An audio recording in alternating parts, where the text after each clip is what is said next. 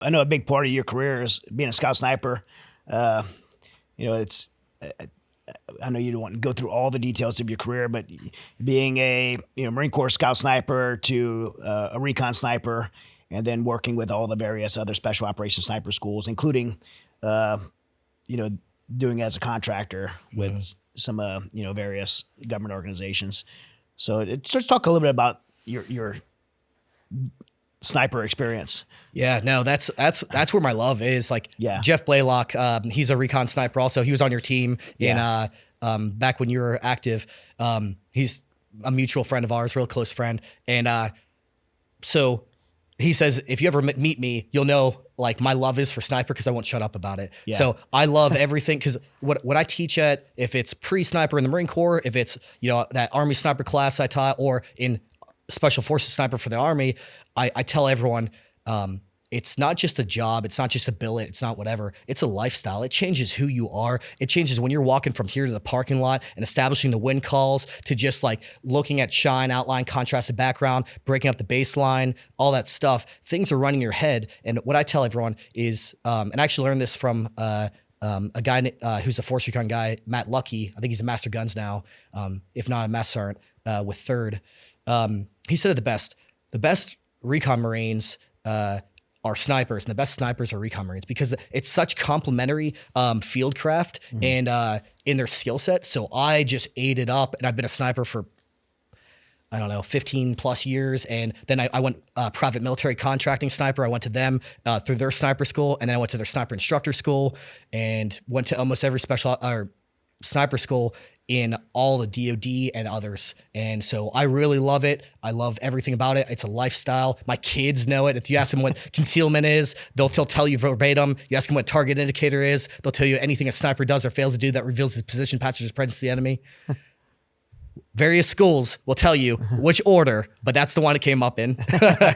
So that's the one I truly just love. Well, I mean, that's why I asked you about it, because I've been around a lot of snipers and special operations snipers, and I've never seen anyone more passionate about that craft than you. And so I'm setting this up to ask you this question because a lot of our audience listening are young men that want to be in special operations, and most young guys that want to be in special operations have this vision of being a military sniper. And so how would you encourage like someone to pursue that path? Like what would be something that you could say to a young person that's like, hey, I want to be a sniper, or to let them know, hey, maybe it's not for you? Like what would... Yeah, it's a great point. And when I used to teach at CIFSIC for Special Forces Sniper, I taught, I said it in the intro. I said, hey, everyone always wants to be special operations, but when you're in the community and whenever you go back home and you tell all your family and stuff like that, but the first thing that they do, they say, oh, are you also a sniper? And then like they look at sniper as such a massive thing because it's special operations is almost unachievable for everyone else, but being a sniper, like everyone likes to hunt, and really to push that 800-yard shot to 1,000 to plus, they can't really do that on their own. They're like, I get flooded with people always trying to ask me to teach them because that requires professional instruction from snipers.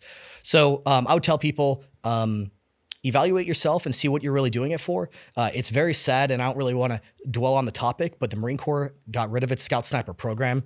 Like I said, I don't want to talk about it. I want to end up in tears. That was my next question, actually. I don't like to talk about it, but the Recon and Force Recon community really did a great job of early identifying that, and they made Recon Sniper school. Which is very specific to the reconnaissance mission. Yes, exactly. So they took out the 1,000 level tasks and the 2,000 level tasks of like, setting up a radio and comm and land nav. Well, we already do that in Recon school. So you already have a good foundation of that knowledge and that stuff. Mm-hmm. So like now it's how I describe it is if they grabbed Sniper School, took out the 1,000 level and 2,000 level tasks, and they added Special Operations Urban Sniper School, and they blended it together. That's essentially what But you have to be a Recon Marine to go. Yeah. I don't know the specifics of it, but so far, yes. You have to be a Recon Marine to go. I think they make the last 0317s are floating around in the community. I think they're allowed to go. And the 0317s are the old Marine Corps Scout snipers that has Yes. been disbanded. Yeah, so 0317 is the secondary MOS. When you graduate Marine Scout Sniper School, you are 0317, and those are dying breed now. So Well, I know you said you don't want to answer it, but I'm going to ask you anyway. Why do you think the Marine Corps got rid of the Marine Corps, the historical, infamous Marine Corps Scout Sniper School? man, you're asking, hey, how do you? It's like being a psychiatrist and trying to explain what is in the mind of Ted Bundy. Yeah, like you're trying to have me explain chaos. Why would they do that? Why would they? Dude, I've heard so many different people and in different positions and all throughout hire, but it comes down to this.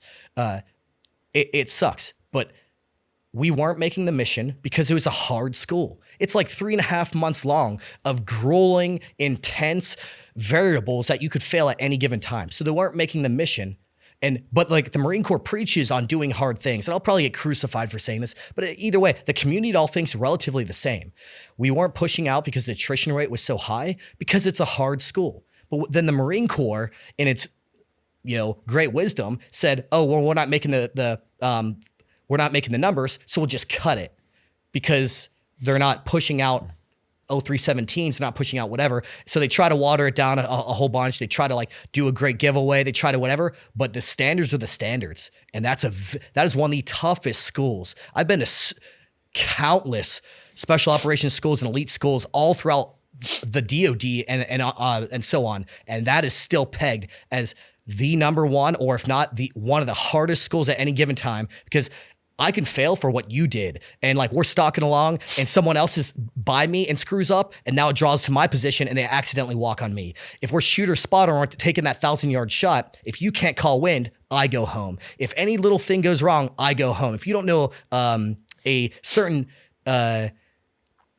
definition of the Marine Scout Sniper mission or anything attention to detail, I go home, like any given time. So there's a good saying in sniper school.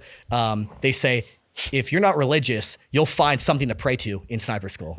They're like, you'll pray to that rock over there. Just wait. So, there's infamous terms that come out of this school of pigs and hogs. Mm-hmm. Can you share with the audience the history behind that and what it means? Well, first, some people outside the community will like look at pig as a derogatory term, but man, I have so many friends who have pig pride tattooed on their feet. So pig is all it means is professionally instructed gunman. Your baseline is higher than the average shooter or any rifleman because you were personally instructed by snipers and you're in a sniper platoon. It just means, and you deployed as a sniper. Which at the time it was called state platoons. Yep, state platoon. Surveillance target acquisition platoons. Yep, absolutely. Some are SSPs, which is scout sniper platoon, and every unit, there was no consistency across the board.